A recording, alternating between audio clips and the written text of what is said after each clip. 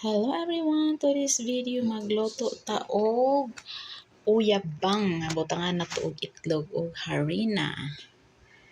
And then, mao na siya. Na-mix na wala na napakita ang uyabang kay nalimtan og video guys. Nalimtan og play ang cellphone. To ara ang tiguwang nalimot.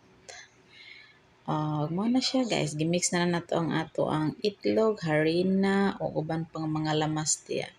Then magpainit ta sa atong mantika, sa atong mahiwagang kalaha. Mao na siya, ato na siyang iprito. Iprito lang nato siya.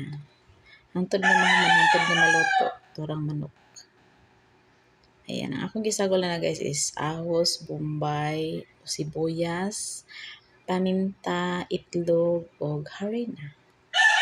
Ayan. Ano lang ka-simple.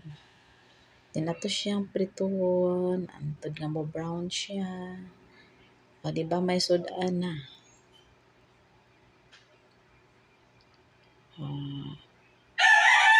Ano lang pinakadali ra siyang lutuon.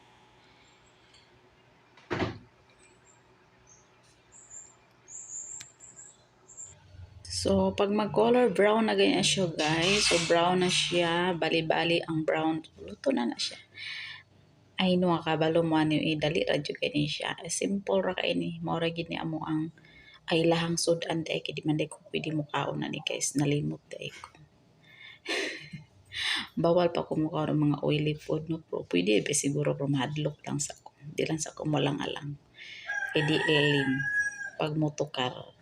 O, kana siya, luto na siya, guys. O, ayan. Guwapa na kaayo. Murag crunchy na kayo siya sa ngatan. So, lami na siya kaunong, guys, is init. Kay crunchy pa. Crunchy pa siya. Kay pag mabugno na siya, sumok na magod siya. Mas lami gid siya kaunon kung init or bago pa siya haon. Mara na siya, guys. Luto na ang tanan.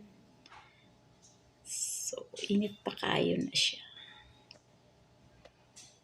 Diba? May ulam na tayo. Thank you for watching. Bye-bye. God bless.